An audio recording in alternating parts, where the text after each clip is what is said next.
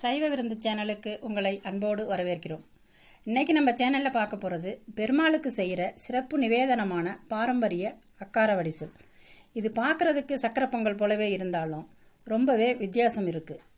வழக்கமாக அரிசியை தண்ணியில் வேக வைப்போம். இந்த அக்காரவடிசலுக்கு அரிசியை வறுத்துட்டு பாலில் தான் வேக வைக்கணும். இதுபோல் நிறைய வித்தியாசங்கள் உண்டு. புரட்டாசி மார்கழியில் பெருமாளுக்கும் தாயாருக்கும் அப்புறம் நவராத்திரியில் அம்பாளுக்கும் நிவேதானம் செய்கிறது ரொம்பவே சிறப்பு. வாங்க இன்னைக்கு அக்காரவடிசலை அதுவும் மண் சட்டியில் செய்கிறது எப்படின்னு பார்ப்போம்.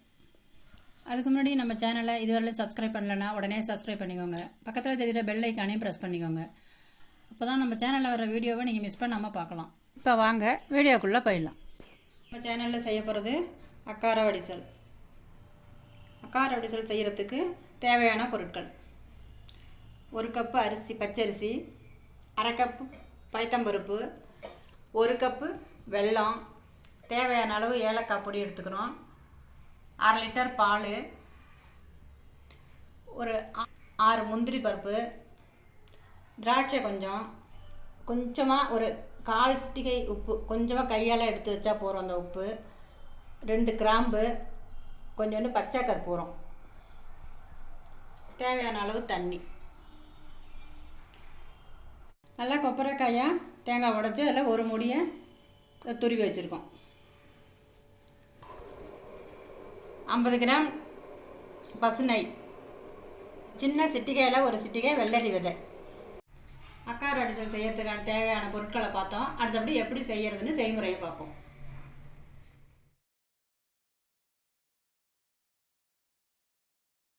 அக்காரவடிசல் செய்கிறதுக்கு பச்சரிசியை முன்னாடி பொன்முருவலாக கொஞ்சம் கொஞ்சமாக போட்டு வறுத்துக்கிறோம்.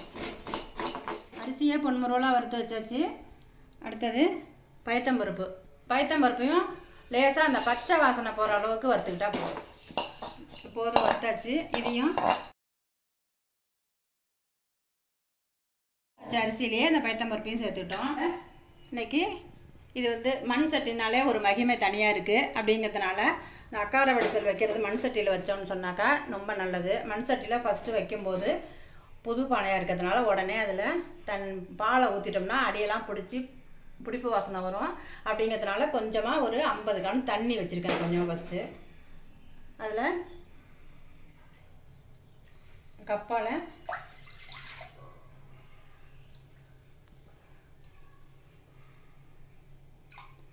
ரெண்டு கப்பு பால் ஊற்றிருக்கேன்.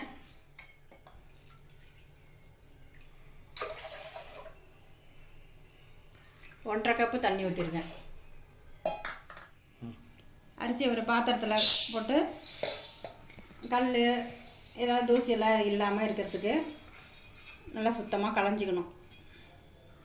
களைஞ்சி அதிலே கொஞ்சம் தண்ணி விட்டு வச்சுருக்கேன். இந்த பால் கொதிக்கிற வரைக்கும் இது ஊறணும்.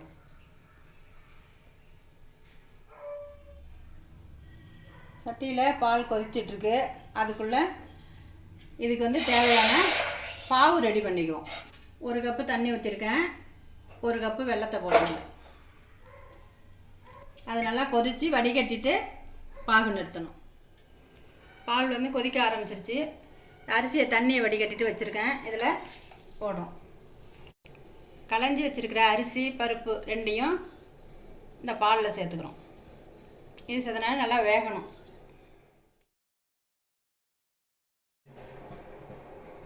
மண்பானையில் வச்சோம்னாலே பொங்கும். அதுவும் அதில் பால் ஊற்றி வச்சுருக்கோங்கிறதுனால நிச்சயமாக பொங்கும்.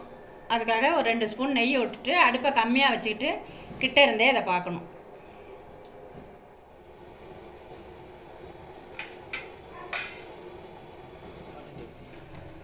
பாதி வந்துருச்சு. இன்னும் கொஞ்சம் வேகணும்.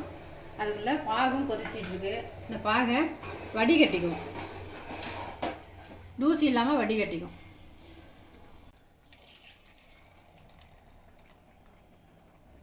வடிகட்டிட்டு இந்த பாத்திரத்தை கழுவிட்டு தான் நீங்கள் அடுத்தபடி இந்த பாவை ஊற்றி வைக்கணும். இதில் இந்த வடிகட்டியில் இவ்வளோ இருக்குது மண். திரும்பவும் அந்த பாகை அதிலே வச்சு கொதிக்க வச்சுக்கணும் 10 நாள்.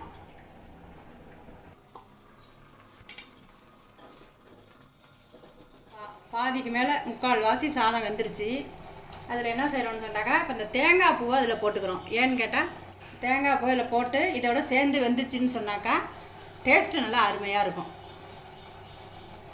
2 நாளைக்கு இருந்தால் கூட இது வீணாக போகாது. அதுக்காக தான் இந்த அரிசியிலே போட்டு அரிசியோடு சேர்ந்து வேகுது. உப்பு கொஞ்சோண்டு ஒரு கல் எடுத்து வச்சுருக்கோம், அதை இதிலே போட்டுருவோம். கல் உப்பா போட்டிருக்கிறதுனால கொஞ்சம் முன்கூட்டி போட்டாக்கா நல்லா கரைஞ்சிருக்கும். சாதம் நல்லா வெந்துருச்சு. இந்த தேங்காய் அரிசி நல்லா வெந்திருக்கு. இது மாதிரி பக்குவத்தில் இந்த பாவு வச்சுருக்கோம் இல்லையா, இந்த பாவு வந்து வடிகட்டி வச்சுருக்கோம். இந்த பாவை வந்து இதில் ஊற்றிக்கணும். அப்படியே இது சத்து நாழிப்பட கொதிக்கணும். இதுக்கு மேலே வந்து பாத்திரம் பிடிக்காமல் பார்த்து சேஃப்டியாக இதை கலரி விடணும்.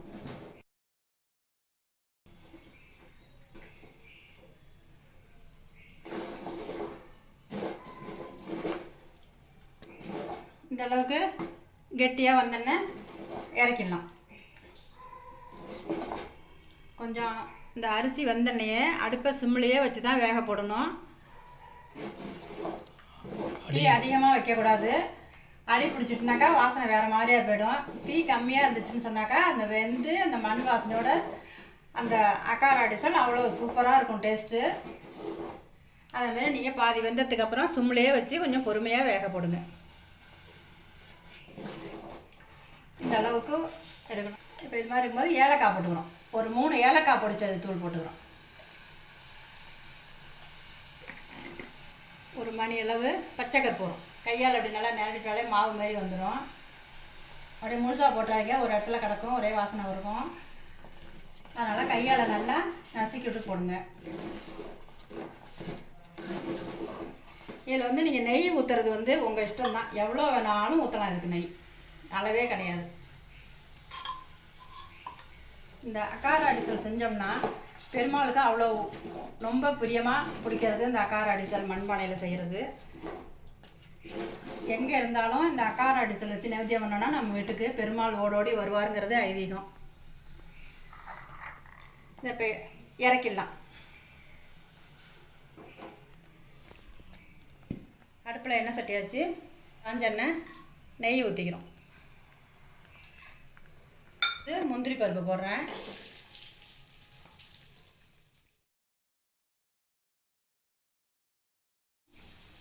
இது வந்து வறுபட்டது போதும்.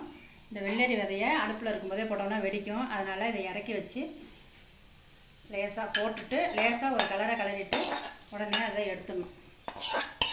ஒரு கிராம்பு லேசாக நசுக்கியிருக்கேன், ரொம்ப நசுக்க வேண்டாம். அதை இப்போ அக்கார அடிசல் ரெடி ஆகிடுச்சு. கீழே இறக்கி வச்சிட்டோம். இப்போ வந்து பெருமாளுக்கு பிடிச்ச இந்த அக்கார அடிசலை நாம் வீட்டில் செஞ்சு புரட்டாசி மாதத்தில் ஒரு நாள் பெருமாளுக்கு படைச்சோன்னு சொன்னால் நம்ம வீட்டுக்கு பெருமாள் வருவார் அப்படிங்கிறது ஐதீகம். அது மாதிரியில் இந்த புரட்டாசி மாதத்தில் ஒரு கிழமையில் நானும் செஞ்சு வச்சுருக்கேன். இது மாதிரி நீங்களும் செஞ்சு பெருமாளுக்கு படைச்சிட்டு பயனடையுங்கள். இந்த வீடியோ உங்களுக்கு பிடிச்சிருந்துன்னா லைக் பண்ணுங்கள், ஃப்ரெண்ட்ஸுங்களுக்கு ஷேர் பண்ணுங்கள். இதுவரையிலும் நம்ம சேனலை சப்ஸ்கிரைப் பண்ணலைன்னா உடனே சப்ஸ்கிரைப் பண்ணுங்கள். பக்கத்தில் தெரிகிற பெல் ஐக்கானையும் ப்ரெஸ் பண்ணுங்கள். அப்போ தான் நம்ம சேனலில் வர்ற வீடியோவை நீங்கள் மிஸ் பண்ணாமல் பார்க்கலாம். நன்றி, வணக்கம்.